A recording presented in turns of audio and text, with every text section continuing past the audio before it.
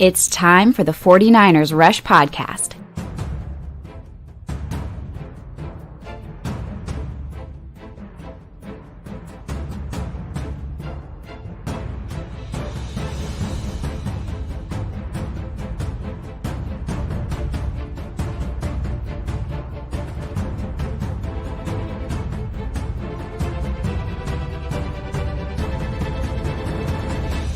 And here's your host, John Chapman.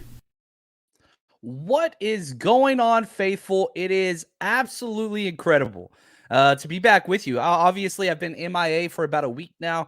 Been traveling all over the world. You can kind of hear it in the voice. I am still a shell of myself. There's no doubt about it. Had an amazing time taking my seniors on a trip to East Coast, Boston, New York for a week. It was incredible. Amazing experience for them, myself. What an incredible way for me to go out teaching before going full time with this, but I'm back. And so let's do this, man. I'm very, very excited. And the entire trip, you know, when you're on buses or planes or whatever, you're trying to work and you're trying, you know, to build relationships, and it's hard having one foot in, one foot out.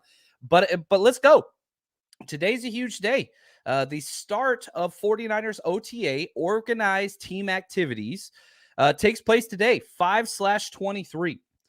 And so we're going to have about a week and a half of these voluntary workouts. Now, just because they're voluntary doesn't mean they're not important. Mostly 7-on-7, things like that. It's not like full team practices and tackles and all that stuff. That's not what's happening. So what is happening?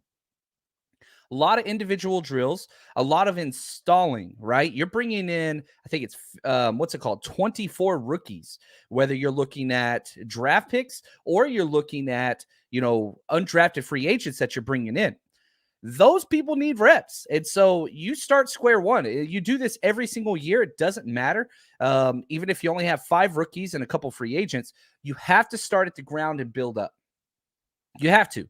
And so starting with install, team, individual drills, special teams, 7-on-7, Pascal, inside running offense, defense against each other. It's important. It's very, very important, especially for those without a lot of experience. So things we're going to cover today. We're going to go over all the OTA dates, what to look for, keep an eye out for that, go over the mandatory mini camp, which is still, that's about 2.5 weeks out, but that's much more important than OTAs. And so we'll have to see what that looks like. We're going to talk about Deebo. 49ers made a huge addition, I think a huge addition at the tight end.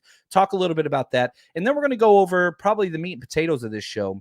Who has the most to gain through OTAs? Because it's not the same for everybody. Your more experienced, solidified starters, it's just another run of the mill. They're kind of going through it. You work on, building relationships. You work on helping coach the younger guys up. They're the ones that get the most out of this. So I love it. What's up, Nick? Glad to see you, man. He says, #CC, get it in there, Countdown Crew. He says, what's up, John? Happy Monday to everyone. Yes, that's what it's about, man. Coming together. I love this. And man, 49ers faithful forever. He asked this: does Croft signing mean Dwelly is a practice squad bound player? All right, let's jump there. Let's go there. Great question. The 49ers go out and sign Tyler Croft, tight end. He was with Buffalo for a while. He was with the Jets for a while. They bring him in on a 1-year deal. There's a lot of tight ends on this roster currently. There really, really are. Kittle, stow him away. He's number 1. Warner, he's number 2-ish. After that, Ross Dwelly, Tanner Hudson, Troy Fumagalli. You also have Jordan Matthews, who the 49ers have had around as kind of like a pet project, the conversion from wide receiver to tight end. But Dwelly lost so many snaps. I put out a tweet once the sign was taken, once they signed him. And it said something to the effect of, man, that tight end 2 spot is going to be a heavy competition battle, just like the majority of the 49ers roster. And I didn't put Dwelly's name on it. I don't even think he's in contention for the tight end 2 spot. Even though he used to have it, he lost that. His snap count completely disappeared down the stretch in the playoff run, even before the playoffs. Charlie Warner took that spot from him. So what does this Croft signing mean? One, it insulates you from injury. That's number one. And the 49ers continue to build this high-end competition on the back end of their roster. used to, we would go into this, say, okay, here's our number 1, number 2, number 3 tight end. Nope, not this year. There's 3 different guys that could win that tight end 3 job. I think Tyler Kroft has the best chance of securing the tight end 3 job, but doesn't mean he will. Troy Fumagalli, he's a fun guy to watch. Tanner Hudson got decent amount. He's probably going to be, a practice squad guy based on the contract. He got that $895 number, which is basically like, hey, we'll pay you basically a guaranteed full year. You sign with us, practice squad, we got you covered.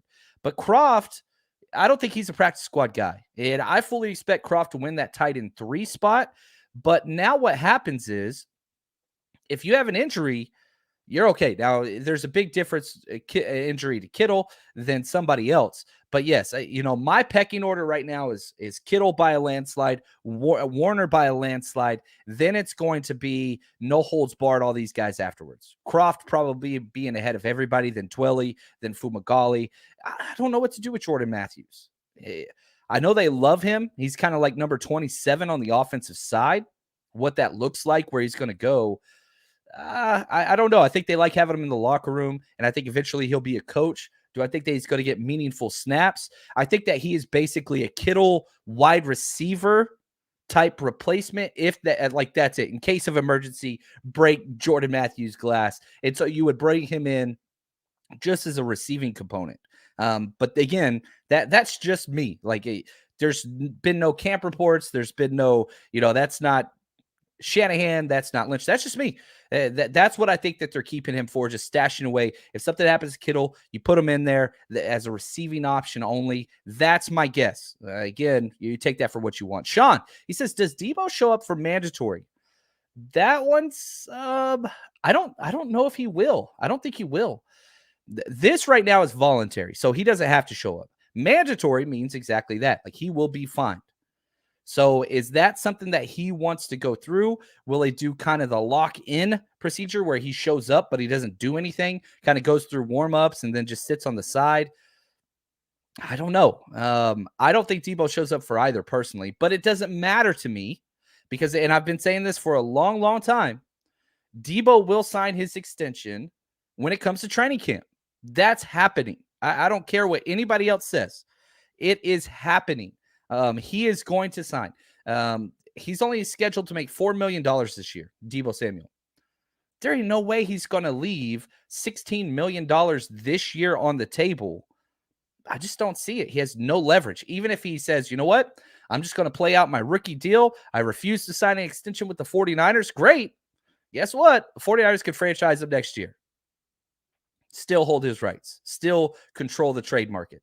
Deebo's got to be careful. He really, really does, because he just has no leverage. And again, it goes back to this. You want to play for $4 million this year, or do you want to play for $20 million this year? No? All right, cool. You play for $4 million. And by the way, we are going to franchise tag you next year. You will not be able to just walk and sign wherever you want.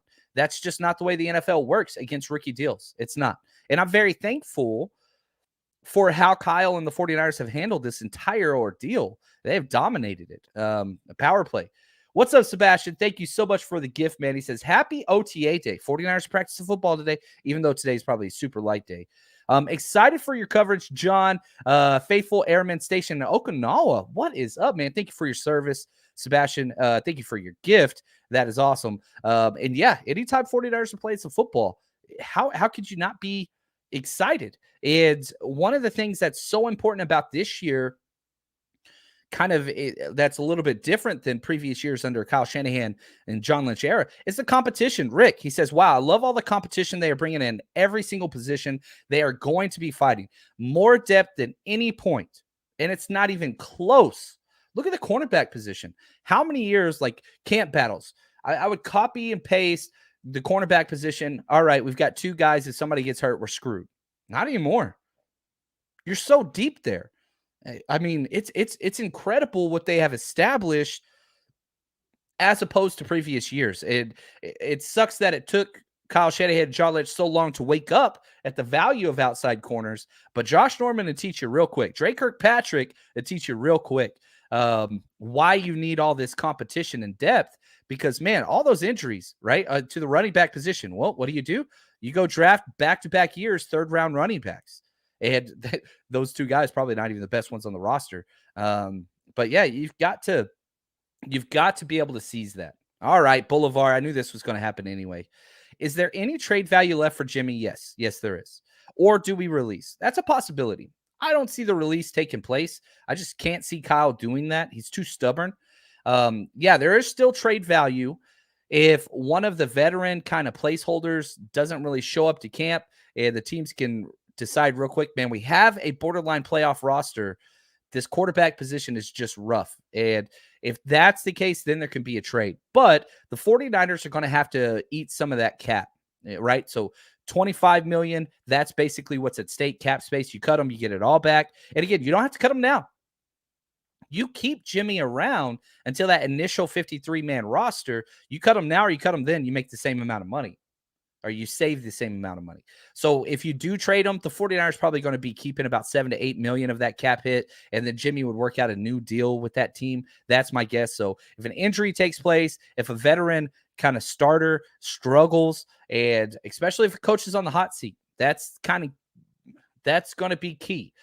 Because if a coach thinks he could save his job by bringing in Jimmy G, that's where that trade would take place. But right now, don't expect much. I would not expect anything during training camp. I wouldn't expect anything. I'm sorry, through OTAs, mandatory minicamp, don't expect anything. Even when training camp starts, don't expect anything.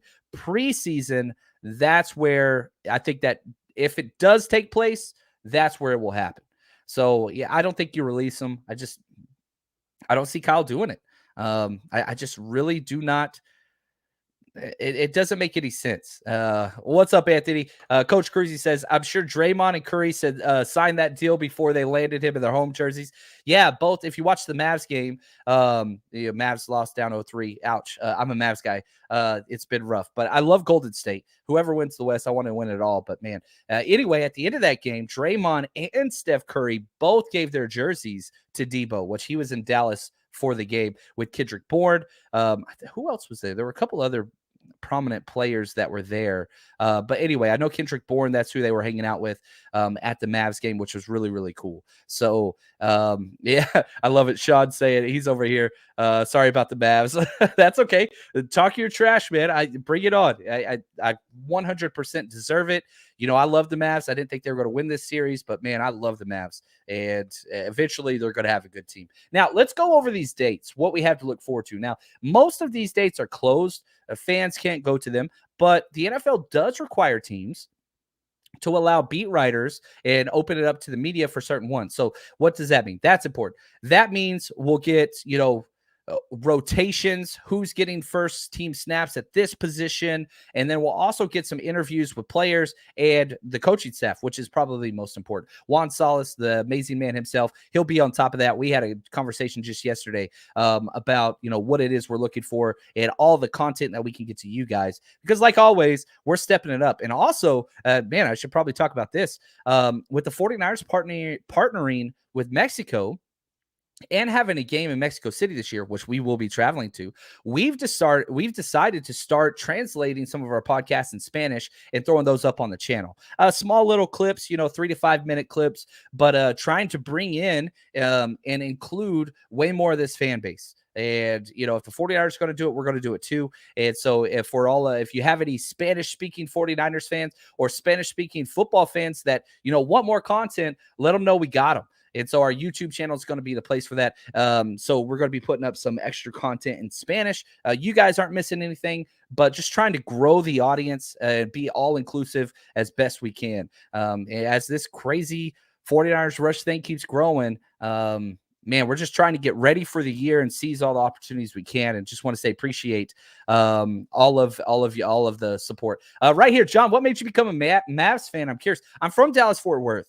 And I've told this story several times. I had a stepdad I did not enjoy. I didn't like at all. He's a diehard Cowboys guy. And so I rooted for the 49ers just to spite him at 9 years old, going into my 10th birthday. And that stuck. Now, he didn't care for basketball, so I rooted for the local team, the 3Js. That was huge. And so, I didn't root for the Cowboys just despite him, but most of the other sports teams, I kept my kind of location bias. So the Mavs, which were terrible forever. So anyway, that's kind of where that is. So let's go over these dates, okay? The OTA. So today is 5/23. They have practice again tomorrow. They get a day off. Then on the 26th, then they get a couple day offs. The last day of the month, 5/31, they go back to back into June 1st, get a day off June 3rd, get a couple days off, and they finish it up with the 6th, 7th, and 9th of June. So those are all of the scheduled practices. Now, in the past, the 49ers have given days off, especially on the back end, gone bowling, team building exercises, whatever else. I don't see that being something that they're going to do this year because of Trey Lance. Trey Lance needs reps. And so I see them staying kind of, they might give that one last day off, but I think that's kind of where that's going to stay. So those are all the days we're looking for. What's up, Nick? He says, muchas gracias. He says, that's a great idea, John. Let's keep growing this thing. I love it, man. Nick helped me today with my title. I don't speak Spanish. I do not. And so appreciate your help, Nick, and support as always. Now, mandatory mini camp, and that's kind of the next date to circle because of Deebo, that's 6/13. So the 13th of June. That's one of those things where do you want to see him go there? But again, I'm just telling you right now, Deebo is going to sign his extension in training camp, just like Kittle did, just like Warner did. That's what's going to happen. There's no way that they trade him now because all of those teams that wanted wide receivers got them in the draft. They all got them. So the demand is not what it was. And on top of that, the price that they could pay, you get nothing back in return. Nothing. Because the draft isn't until next year. So you're going to trade Deebo and just sit on those picks for a year? I don't think so. If you were going to trade him, you would have traded him. Those days are gone. Sid, she says, I'll use it to practice my Spanish. Oh, I love it, man. I love it. All right. So here we go. Let's talk about this. Who has the most to gain in 49ers OTAs? Now, we did our Jerry Rice tier Zoom session, and I asked everybody, including Sin, who was there, which players that they are most excited about and all those kind of things. So I'm going to throw those out here and, just among the rookies, because this is a rookie-specific answer. Now, who has the most to gain as the entire team? Trey Lance, number one. There's no Jimmy G there. He's going to get all the reps. He's going to be leading all the huddles, calling all the plays, all the first team, everything, commanding the huddle. It's probably one of the most important OTAs that the 49ers have had since Kyle Shanahan showed up. I'll be honest with you. I mean, you can even go back further than that. Maybe Cap's takeover year, perhaps. I don't even maybe even more important than that. This is a key OTA for no other reason than Trey Lance. He gets his time in the forefront with this roster, right? So you stake your claim now. Now, there's going to be terrible podcasts and content creators throwing all kinds of things out there about quarterback controversies and why haven't the 49ers named him their starter and all that stuff. These are people that don't know Kyle Shanahan, have never paid attention to how Kyle Shanahan handles his business, and care more about clicks than accuracy. We know those people. They're going to do that. Let them do that. Remember, this is the same Kyle Shanahan that won't announce who's being promoted to the practice squad until the last 5 minutes of the deadline. This is the same Kyle Shanahan that will not release anybody from the 49ers roster for the initial 53 until 5 minutes before the deadline. So you mean to tell me that same Kyle Shanahan's just going to say, shoulder shrug, you know what? Let's go ahead and announce early on what we're going to do. He won't even announce jersey selections to the opposing team until the deadline. So just understand, put it in reference. Don't fall for that crap. Don't fall for that crap. Just don't fall for that crap. Anyway, it's what it is. So Trey Lance, obviously, defensively, again, I'm trying to go veterans first or non-rookies. We'll get to the other ones. Talanoa Hufanga. Golly, that safety, that number 2 safety spot. I've been pounding the drum for Hufanga. Not that I think he's, a Pro Bowl player. I think he's the best safety on the board. I think the 49ers loved him. He was a gold helmet guy. And again, You see all these podcasts saying Hufanga's not it. Hufanga's not it. They're going to draft a safety with their first pick. Second, third round, they'll draft a safety. They didn't draft one safety. Why? It's because they love Hufanga. Remember, they took snaps away from a healthy Jaquiski Tartt and gave them to Hufanga down the stretch. When you were playing against the Packers and it was, a tied ball game, the 49ers put Hufanga on Devontae Adams in the fourth quarter several times, back-to-back plays on second and third down. It's very easy to form opinions, and I'm guilty. I think everybody's guilty of this at times, where you're like, oh, you know what? This guy's that, this guy's that. But you have to look at these things through the lens of the coaching staff and see what they're telling us. They took snaps away from Tartt and allowed Tartt to walk. Tartt's still out there. And they may sign him. I don't think they will. But they may sign him. Why will they not? Because they like what they got. Now, it might not be Hufanga. Might be Tarvarius Moore. But I'm telling you right now, Talanoa is going to get the first crack at this. So if he's going to solidify that in 7-on-7s and show he can take place in coverage, that's going to be huge. Now let's go to the rookies. Alex Mack has not decided to come back yet. I do believe he is coming back. Pretty confident, actually, that Alex Mack will return at center. I think that's great news for all 49ers fans, including Trey Lance. But I'll say this, that center position, golly, we need the work. Who's going to be there? Jake Brendel's been the backup center. I think Daniel Brunskill would probably be the first crack to start at center. And then you got all the rookies, Nick Sakilch, Spencer Burford. Who are you going to put there? It's time. It's time to see, because you got to try them out. And so, my guess is Brunskill with Jake Brendel backing up, with Zakil basically taking a redshirt year to kind of learn that position. And so we'll have to see what that looks like. But yeah, that one's going to be huge, that center position. And if you do move Brunskill over, now you've got two guard spots that are open. Obviously Aaron Banks, we're all kind of crossing our fingers, and hopefully he can hold down that left guard spot. Who's going to be right guard if Brunskill slides in? Kind of fix one position to, open up another one. Yeah, we'll see that one. And then probably I think the best rookie that we're going to get the most splash from as far as highlights and kind of buzz, that's Danny Gray, wide receiver Danny Gray. The rookie mini camp, he kind of shined the most. The speed translates to 7-on-7s. Now you've got Trey Lance with a rocket freaking arm. You remember he lit up last year mini camp to goodness, what's his name? It's off the corner of my head. The wide receiver that went to Miami, Trent Sherfield. Sorry. I think Danny Gray is a better player than Trent Sherfield, but similar characteristics. Tall, lean, crazy top end speed. That's what he's going to be doing with what that is. So excited about that. But that's the one player that I think is most important. A shout out to my man, Brian Carter, who said, whenever I ask these guys, okay, I want you to put your stamp on a rookie that you think is going to be successful. Brian Carter said Danny Gray. I saw Sin in here earlier. She talked about Leon O'Neal, the safety.